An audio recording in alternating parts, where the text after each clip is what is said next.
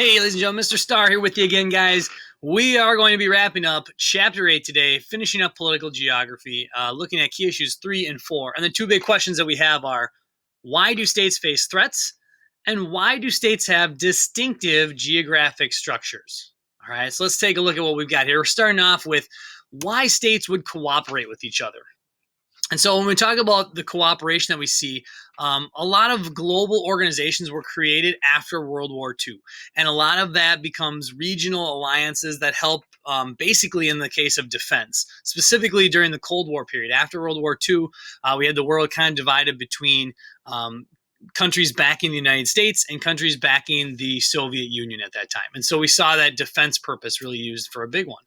Other reasons we see here, a lot of times today anyway, serve either an economic or political interest of some kind. So some examples of these are like the United Nations, the European Union, and the G7, which those are the leaders right there of the G7, the Great Seven Nations that we have there. So it includes United States, Great Britain, our state United Kingdom, Germany. There's some others in there as well, Japan. All right, and so those are the G7 leaders. And so we're going to take a look at some of these different political and economic groups and alliances.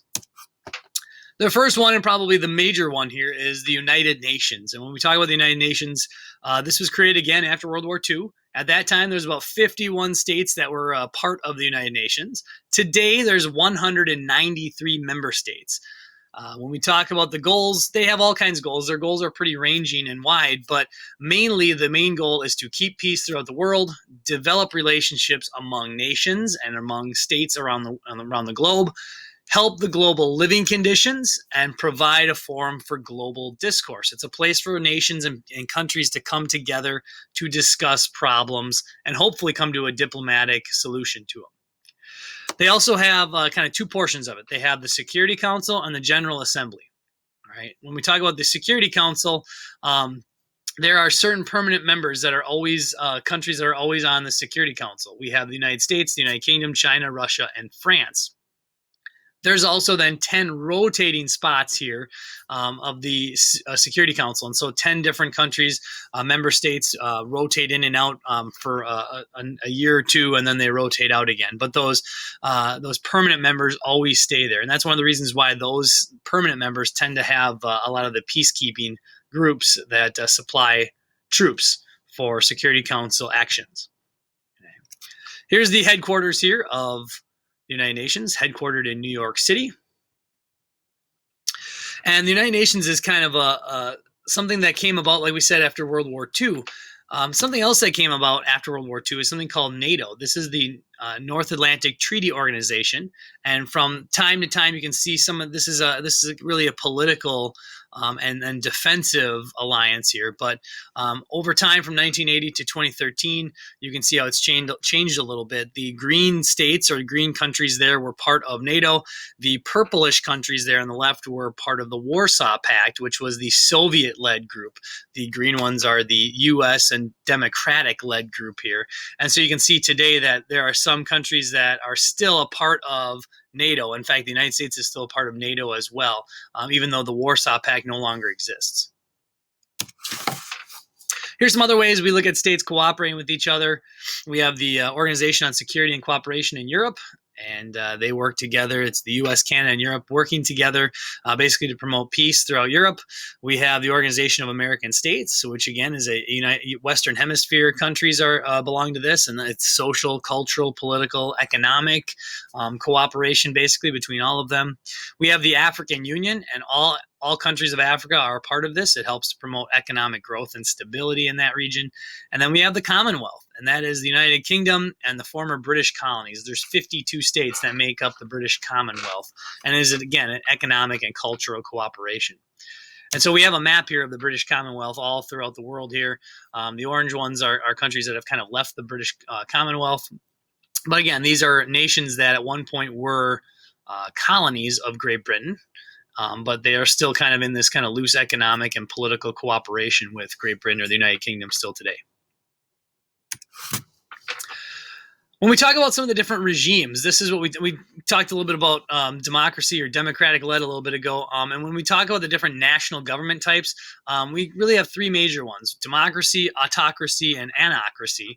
And when we talk about democracy, we're looking at something that we're fairly familiar with, right? The citizens elect the leaders, and they can run for government, and then leaders are kind of a representative of the people. When we talk about an autocracy, basically it's run more according to the interests of the ruler, whoever's in charge, rather than the people.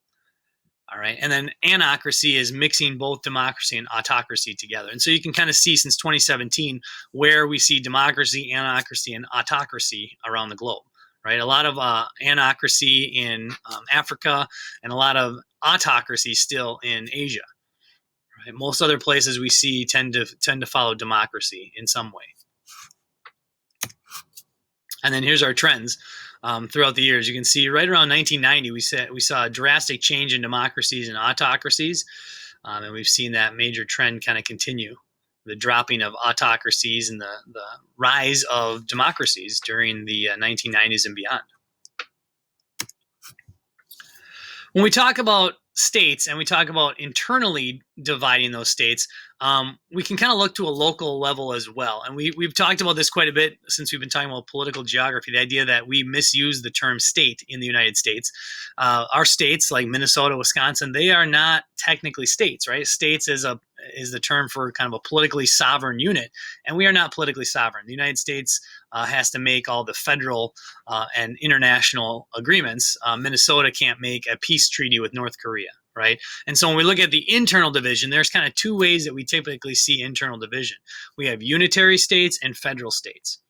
And so when we look at the divisions internally, unitary states is looking at the majority of the power being held by the central government.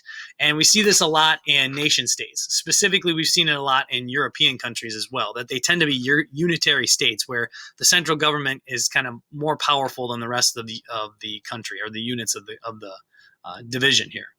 When we look at federal states, that's what we talk about here in the United States, right? We share power at many levels. There's a city, a county, a state, and a federal government. And so the United States has multiple different levels of government going on. And so we tend to see this used in places that are very diverse, and there might be diverse interests. And so it's really good for like multinational states, because that way smaller areas or different regions can kind of work better towards a certain group of people in that area.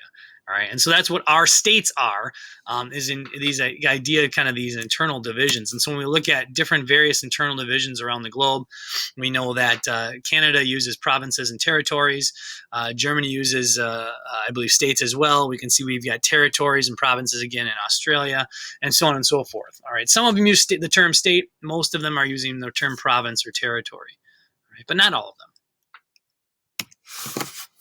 We also get to the idea of the fragility of states. And so you can see that this is an index that was created to look at what's the regional unrest or the possibility for regional unrest in each of those regions. As you can see, overwhelmingly, the area that is at high alert all the time here would be Africa, right? A little bit in the Middle East as well. And so those places that are obviously blue or green are places that are fairly stable, and we see a sustainability of that stability as well over time. So moving over, guys, we're also going to talk a little bit about the idea of weapons of mass destruction, and something that comes into play here when we talk about the idea of cooperation of nations is this idea of what they call the Non-Proliferation Treaty. All right, and so before we get to that, what is a weapon of mass destruction? We all pretty much know, right? It's a nuclear, biological, or chemical weapon of some kind that could kill a significant number of people in one shot. And so with the Nuclear Non-Proliferation Treaty, this was signed by almost 200 countries. 191 countries signed this, and it was designed to prevent the spread of weapons and hopefully eliminate these weapons of mass destruction throughout the world. There was a couple of countries that were excluded from this: India, Pakistan, South Sudan, and North Korea. South Sudan because it didn't exist when it was signed originally. That's the newest nation in the world, or largest nation that's brand new. India and Pakistan abstained from it. Those two are actually nuclear powers right now. North Korea is attempting to become a nuclear power, but they aren't for sure there yet. We've seen some tests in recent years. And so when we look at states that are suspected of trying to pursue weapons of mass destruction, we have Libya, Iraq, Iran, and Syria, and that has become an issue as we've seen in the last couple of years, trying to stop those countries from creating weapons of mass destruction or nuclear weapons has become a big issue. So moving on, guys, we look at how do states cooperate economically. So we've talked a little bit about the idea of defense and a little bit of political. So when we look at economic cooperation, economics obviously defines the power of the world right now, right? If you have economic levels that are high, typically you are in the more developed category. And so when we look at the leading economic superpower today is actually the European Union. The European Union is currently 28 member countries, and they have all kinds of goals, again, kind of like the United Nations, but they are there to promote human rights, development levels, and culture in Europe. They're there to basically be governed. They have kind of an elected European Parliament that has been elected by the international body in Europe. There are many Eastern European countries actually would like to become part of the European Union, but currently they are not. And we look at today, out of the main kind of big European countries that we would expect to be all part of this, specifically Western Europe, Switzerland, Norway, and Iceland are not currently members of this, but it's very possible in the future that they may be. All right. So we look at this map right here, you can see the expansion of the European Union in the 1958 is when it started, and it was just those kind of purplish countries, the pink-purple countries. And then you can see the expansion over time. And today, the possible future members, we see a lot of them in kind of the Balkan region there, Serbia, Montenegro, Albania, Macedonia, and Turkey. Turkey has wanted in for quite a long time. The problem is they don't just accept anyone. They have to allow them in, and they have to meet certain criteria for the treatment of their people, the rights of their people, and economic values and levels as well. And so those countries, if they don't meet those economic levels, they're not going to be invited into the European Union yet. Norway and Iceland are still not in. Norway has chosen to remain out of it because they believe that it may cause them to lose some of their political sovereignty, which is true. It could technically do that. All right. You have to abide by the rules of the European Union, not what the rules your country puts in place necessarily.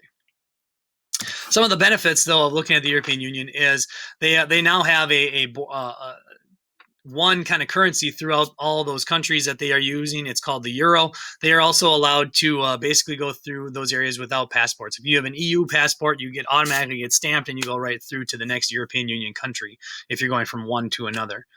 So that cooperation has been a pretty big deal. So that common currency, the kind of quick passport access has allowed them to open up their borders to some extent, and it's allowed them to increase their trade and increase travel. Another one of the ways that we see alliances and cooperation is through military alliances, and we've kind of touched a little bit about that already.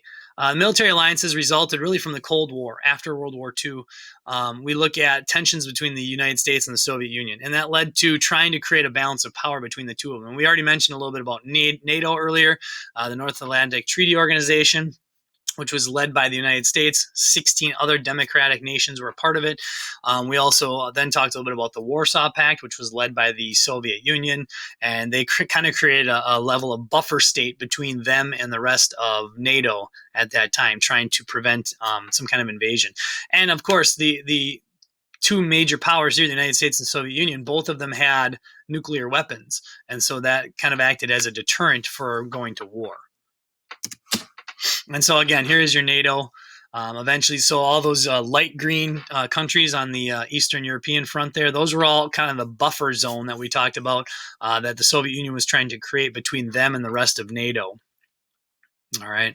And so after the fall of the Soviet Union, those Eastern European countries also joined NATO then as they became independent from the Soviet Union. So you can see another idea here, the balance of power. Anything that's blue or purple belonged to NATO or was allies of NATO. Anything that was red or kind of pinkish belonged to the Soviet Union and the Warsaw Pact, and they were obviously allies of the Soviet Union and Warsaw Pact.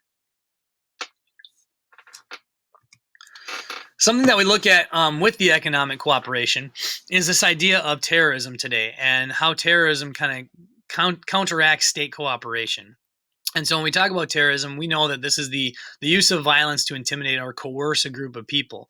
And it could be multiple ways, and we're all familiar with terrorism: bombings, kidnappings, hijackings, assassinations, whatever it may be. But typically, it's a group that's outside of the government. It's not government run typically, and the citizens tend to be the target versus soldiers.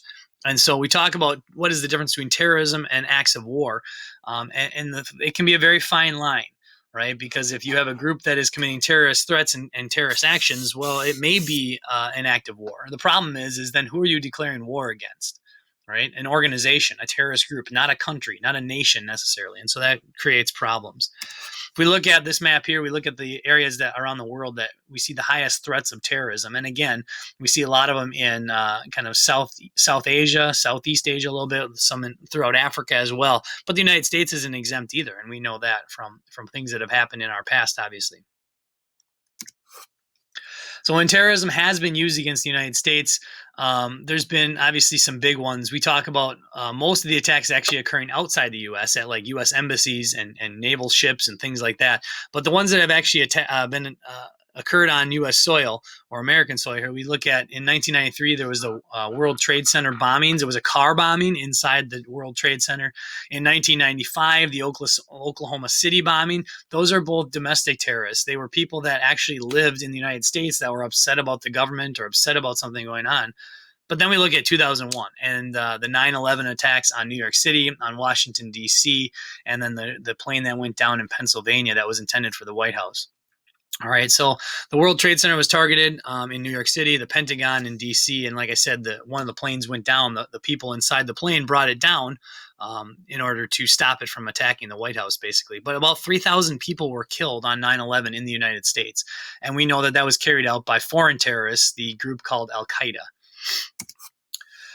And so this is from your book. We look at all the different terrorist attacks that have happened in the United States. And this is just going back to just kind of running through 1995 all the way through basically present day, 2018, when we look through it. And obviously there's others that have happened in different places, but those are some of the bigger ones that have come up in recent years.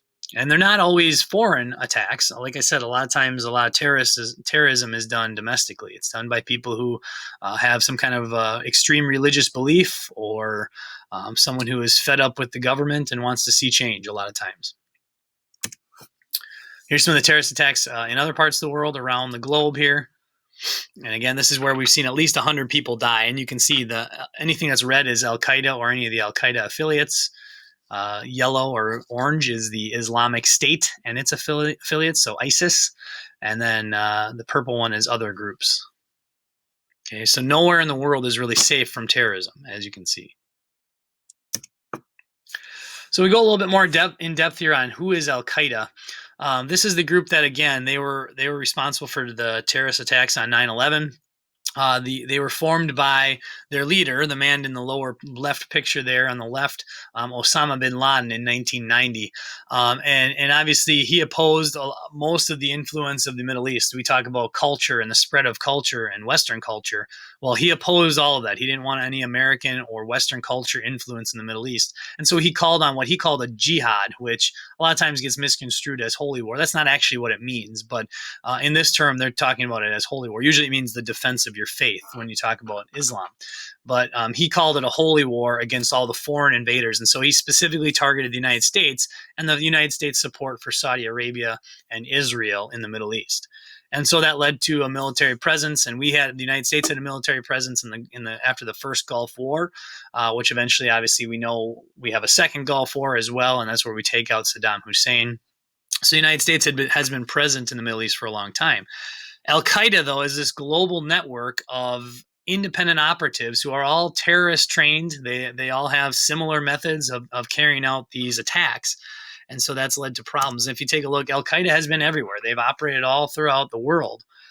Again, heavily in Africa and Southwest Asia, but obviously here in the United States, in Western Europe, in Russia, in Australia. And so that's a lot of places around the globe where we see this group operating. If you would take note, guys, and look at a little spatial alliance here, a spatial association here between these two maps. This one you've got the U.S. military bases between 2001 and 2003. And this one you've got Al-Qaeda. And if you look closely, those maps look fairly similar, right? At least parts of them anyway, right? And so that shows you that it's possible that they were operating in those places because they were looking to target U.S. Military bases as well. So what are some of the other terrorist organizations? Some big ones. We have Boko Haram, which is actually Arabic for Western education is forbidden. And that group was created in 2002 in Nigeria. Their goal is basically to turn Nigeria into an Islamic state. All right, so run by the Islamic group here, the Boko Haram, and following Islamic law basically as their country law. We have the Taliban, who were, again, the name means religious students, and they gained power in Afghanistan in 1996, actually kind of by the aid of the United States. We were trying to stop Afghanistan from becoming communist prior to that. And so the Taliban ended up coming into power in that area, and we looked at them as better than communists. Although since then, obviously, they've gone on to impose extremely strict religious laws and banned a lot of Western influence, and actually really kind of taken Afghanistan from a stage 3, kind of an emerging country, an emerging economy, and kind of backtracked them almost into a stage 2 country again. We look at the Islamic State. It's known as ISIS and ISIL. It's two different organizations that joined together and then eventually split apart. They were created in 1999. They were part of Al Qaeda and broke off in 2004. And then these two groups split off from each other in 2014. And their goal was to basically impose strict religious laws all across the Southwest Asia. And ISIS specifically was trying to create their own country in northern Iraq and western Syria. That's the group that the United States was fighting and trying to push back and eventually eliminate, which with the help of Kurdish fighters, remember we talked a little bit about the stateless nation of the Kurds, with the help of Kurdish fighters, we were able to stop them from creating that state on their own. So some of the other things that have been linked to terrorism throughout time here, we look at different levels of involvement. Some countries have harbored terrorists. Some have actually supplied weapons and money to terrorists, and we know that terrorists have been using different places and countries as operations for attack for a long time. So if we look, Libya was involved in the bombings in Europe and the Pan Am Flight 103. That's the remnants of that flight there. Afghanistan, we know, was harboring Al Qaeda prior to 9/11, and then after 9/11, we know that's where they kind of operated. Eventually, over time, we know that Pakistan, if you kind of fast forward down to the bottom, was a potential hiding spot for Al Qaeda, and that is where Osama bin Laden was found and killed by the U.S. Marines, or excuse me, U.S. Navy SEALs. And then we see Iraq. We knew that there was concerns for weapons of mass destruction there, and it definitely came to some unfounded claims. We never found any weapons, even though we disposed their leader and were able to take him out from that area. And then Iran, in 1979, they had held U.S. hostages from the U.S. Embassy, and we know today they're still trying to become nuclear players at this point, trying to gain nuclear weapons. And so all of those are likely places and states that have been linked to terrorism throughout time.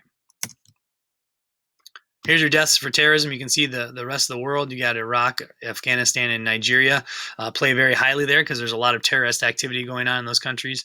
Again, the United States and the rest of the world up at the top here as well. So that's kind of a shift, guys. We're leaving kind of the terrorist activity here, the military alliance section here, and how terrorism can kind of affect military alliances and the organization of states. And we're going to take a look at how states are separated and how states kind of work with their boundaries and their political boundaries a little bit. All right, so if we look at how states are separated from each other, we talk about kind of two different versions. We have actually three, I should say. We have cultural boundaries, which we talked a little bit about with religion and language already. If a country is divided linguistically, if part of it speaks one language and part speaks another, that's definitely a cultural boundary, or religious boundaries. And then we look at physical boundaries. So these are things like physical features, deserts, mountains, rivers, right? Maybe uninhabited areas that we call frontiers. And then the other type of boundary we have is a geometric boundary. And so we're going to take a look at some of these examples here as we go. Here's our first one, a religious boundary. This is a pretty big one when we talk about Ireland here. The green portion is heavily Protestant. Again, both Christian, but heavily Protestant version of Christianity. And then the orange and kind of yellowish region is heavily Catholic. And so that is a big division there. In fact, the United Kingdom is in control of the green territory. That's still part Northern Ireland, it's called. It's part of the United Kingdom still. The rest of it is the Republic of Ireland still today. Here's another one. We look at a pretty stark division here between these different groups. This is the division between the Greek and Turkish areas of the island of Cyprus. And so you can see definitely an ethnic boundary there. You've even got kind of a dividing line in the middle there. They call it the United Nations buffer zone to try to separate the two from each other. And you can see the British are involved there as well, right? And then we look at some physical boundaries. Again, kind of deserts or frontiers, open spaces could be part of it. You see mountains. And then obviously, if you look at the map there, obviously we have rivers. Rivers act as, you can see, if you look at the southern portion of Romania or the northern portion of Bulgaria, the Danube River forms that physical boundary between the two of them. Think about if you're leaving Minnesota and going to Wisconsin from the Twin Cities, you are going to cross over a river. That is a physical boundary, right? You have to go over the St. Croix River or the Mississippi River, depending on where you're going. Here's your frontiers. So we look at like Saudi Arabia. The reason Saudi Arabia is such a large country is because most of it, if you look at, there's really no cities in the central portion of it. It's because it's part of what they call the empty quarter, which is a very large territory that there's basically just desert. There's not a whole lot there, and so there's no reason to have other states divided in that area. One thing we can get into as when we start looking at some of the physical boundaries is something called what is the law of the sea here. So when we talk more about the law of the sea, this is something that AP always wants you to know. So I would make sure you know this, guys. There was a part in your guided reading that went along with this as well. But when you look at the United Nations, it defines the law of the sea as it's the rights of the country and management of the marine resources in that territory. So you can see here, a lot of times if there's a problem or dispute between countries with this law of the sea, it gets taken to International Court of Justice. And so you can see between 0 and 12 miles, they call that nautical miles, and that area is called territorial waters. The next 0 to 12 nautical miles, so about 24 miles out, that's the contiguous zone, and that's where states can still enforce their laws. And then you get into the first 200 nautical miles there, and that's the exclusive economic zone. And so that area, we talk about a state has the right to exploit any of the natural resources within 200 miles of its coast. And then once you get off 200 miles, now you're in international waters, and there's no state control in international waters. All right, so everything out there is fair game. You have to abide by the rules of warfare and all those things when you get to international waters. It's free open space, essentially. And so here's some of the problems that could come up with this when we talk about the territorial sea. So you can see around Australia, you've got your exclusive economic zone. But if you look closely, their exclusive economic zone comes very close to, say, Indonesia or Papua New Guinea. And so that's going to create, obviously, issues where we see overlap in that exclusive economic zone. And we call those areas kind of these hot button or kind of hot spots around the globe, where you've got these tipping points of power between one country and the next because of the claim for that sea area. Here's some examples of geometric boundaries between the U.S. and Canada. On the left there, you've got the Peace Arch. That goes between Blaine, Washington, and Surrey, British Columbia. And so that's kind of a big one. So you can see, depending on what side of the arch you're on, you would be in the U.S. or you would be in Canada. So in some places, it's kind of grand and big like that. And in other places, like on the right, that's all that denotes whether or not you're in the U.S. or Canada, is those two markers right there. And then here's our example of geometric boundaries. When we look at this, this is a good one here. This is the boundary between Chad and Libya, and you can see it's a straight line. It's been drawn there by European states earlier in the 20th century as they tried to create and kind of hem a border between their colonies at the time. Libya claims some of that territory, and so that creates problems. And we've talked about some of the idea of sovereignty and other countries claiming that territory right there. But if you see there, again, you can see the straight line that has been kind of created between Chad and Libya there. That would be a geometric boundary. It follows some kind of geometric latitude, longitude line, basically. Here's another example, right? When we look at the United States and Minnesota specifically, you can see that there are some parts, like if you were to drive from Minnesota down to Iowa, if you look down there at the bottom, that's definitely a geometric boundary, right? There's nothing there. If you've ever driven it before, there's nothing there to show you that you're going over the border. There's just a line where we decided that's the end of Minnesota and the beginning of Iowa. And if you look at, if you were to leave, say, Cottage Grove and head to Hudson, you would know that you would be crossing over the St. Croix River, right? There's a physical boundary there. You cross over the river and then you're on the other side in Wisconsin. So Minnesota has both physical and geometric boundaries if you look at all across the border here.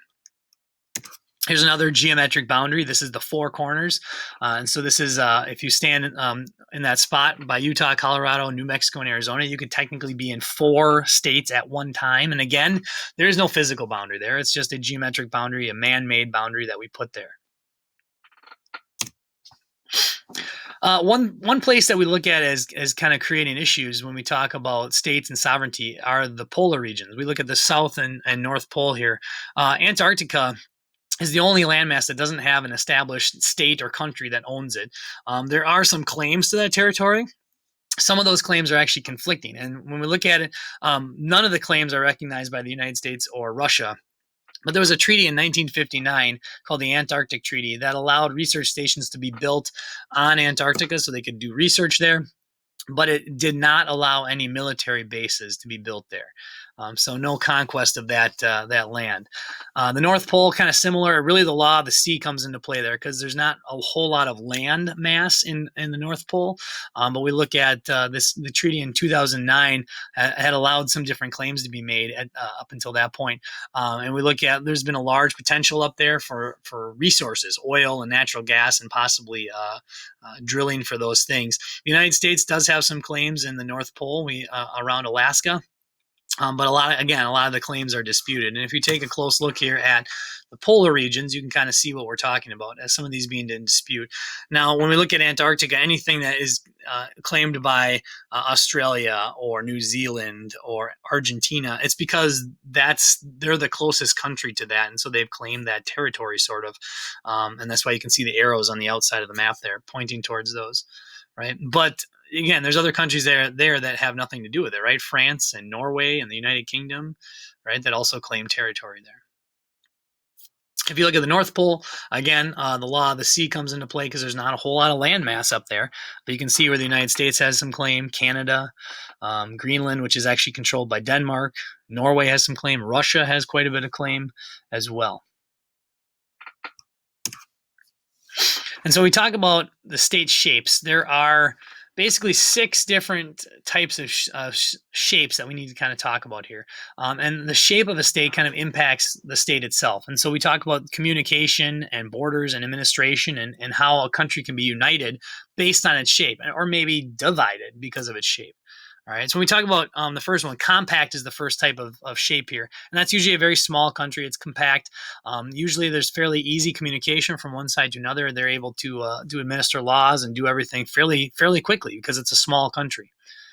When we talk about prorupted is usually a country that's added a little land extension. If you take a look at Namibia or even the Democratic Republic of the Congo, you can see they've got a little extension that gives them access to water. In Namibia's case, they have access to the Zambezi River, and in the Democratic Republic of Congo, they have access to the Atlantic Ocean. So they've kind of added that little political division to either get to some kind of resource, whether it's water or oil or whatever it may be. Our next 2 types we have are elongated and perforated. An elongated state, maybe the best example is actually the Gambia right there. When we look at that, it has really poor communications because it's very stretched out, right? And so it's kind of large from one side to the other, and it's difficult to communicate from either side.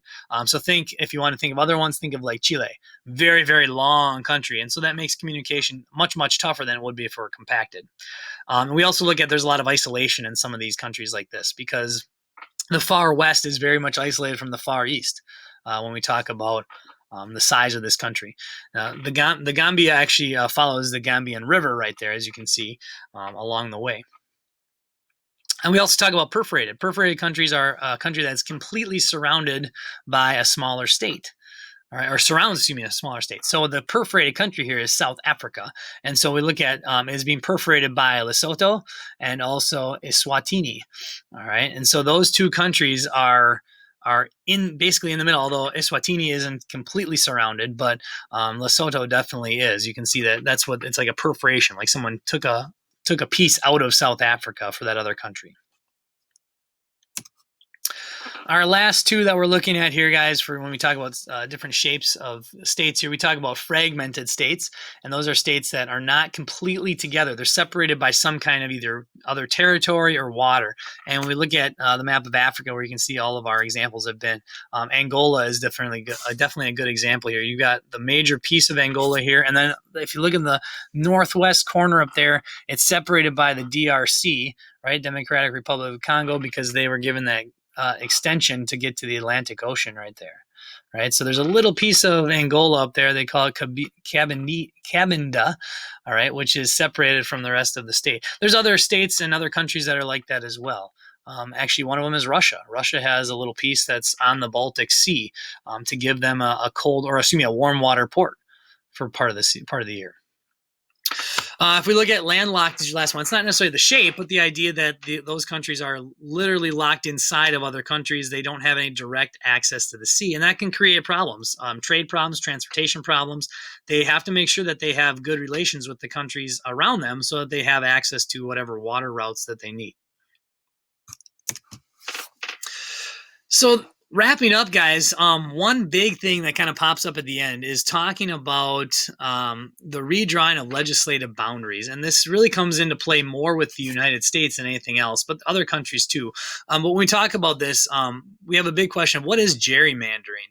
And when we talk about gerrymandering, basically every 10 years, that's why we do the census, the United States performs a census, and we redistrict and redraw our boundaries throughout all of our political areas, our territories. And that leads to fixing the number of people in each territory so that it has the proper number of people, so that each area is represented by the right representatives.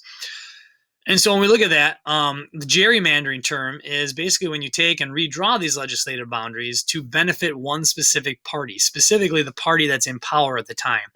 And so there are two ways that we can gerrymander an area or a territory, and that is cracking and packing. Cracking is where you take like-minded voters and you spread them out across multiple districts, and that's so that party can't get a majority in any one district. Packing is where you take like-minded voters and you stack them into one district to prevent them from gaining and affecting the elections in all the other districts as well. Now, that picture in the lower right is kind of the original comic that was created when we talk about gerrymandering. And that is, if you look at the dragon there, they said it looked kind of like a salamander. And the man that was responsible for it at the time, his name was Jerry, and we'll get a little bit more into that. But his name was Jerry, and so they called it gerrymandering. And that's that district there that kind of goes all the way across the state right there is one district. And so they called it gerrymandering at the time. And so if let's look at some of these examples real quick. Here is an example of cracking. And so you take basically all the red voters that are in throughout here, and you basically spread them out into different areas here. So you had 2, 3, 4, 5. So you can see the red voters are all spread out into many different districts, and that's so that you can keep a majority of the districts voting blue. So 4 out of the 5 districts are going to go for blue voting versus red voting here. Here is packing, where you basically take the same number of people in the exact same organization, as you can see, and you pack all of the blue votes into District 3 right here to avoid them infiltrating or voting against the red votes on the other districts there, 1, 2, 4, and 5. And so they don't gain a majority anywhere except for in District 3. All right, so same thing here. This is the cracking. This is the packing. There's one other way we can look at it when we talk about stacking the vote. It's kind of similar. So when we look at here, the red party has kind of linked distant places of like-minded voters together. And so you can see that like number 3, District 3 is really oddly shaped. And that's because they're kind of linking those voters together to avoid, again, blue votes from infiltrating districts 1, 2, 4, or 5. And that's where we get to like the idea of gerrymandering. All of this is gerrymandering, but when we get these really strange shapes. So when we look at Minnesota, do we see any gerrymandering in Minnesota? All right, and you could say there might be some in there. Seven's really big, right? Eight's really big. Again, these are based kind of on the population of the area. So when we get to the Twin Cities area, it's going to be smaller. District 2, which is actually what most of us are a part of, you can see is a little strange because it kind of runs right through the middle of Cottage Grove. All right, that's where the boundary is there. It also includes part of St. Paul. And so if you look at maybe District 6 kind of evolve or kind of wraps around the Twin Cities on the north side. It's part of Washington County. It's also wraps all the way around and part of kind of Carver County there as well. So kind of a strange shape to it. So there's a little bit of gerrymandering going on in the Twin Cities specifically. Here's Iowa. If we look at Iowa, there's not really any gerrymandering going on there, right? Pretty straight and narrow. They have 4 districts, and they're all pretty much, and they might be goofy shaped, but there's not really any gerrymandering going on with them. Each one follows the county lines. And then here's some of the different goofy gerrymandered ones from around the country. Again, this is from your book as well. Massachusetts is always a good one. They always have some kind of goofy ones. And they're in the upper right-hand corner up there. You can see that strange District 7, very strangely shaped. Maryland has a very strangely shaped one. Anything that's purple, that District 3, you can see it's not even always connected to the rest of that district. All right, so very gerrymandered. Right, and then you can see others around here as well that are very, very strange shaped. And again, the idea is we want to see an end to gerrymandering because that really kind of dampers the voice of the people in general. But this is something that still occurs from time to time. All right, so ladies and gentlemen, that is everything that you need to know for Chapter 8, Key Issue 3 and 4. That puts a wrap on political geography. So keep working, guys. Make sure you finish up your guide reading. If you have any questions, make sure you get a hold of your teacher. Have a good one. We'll see you again soon.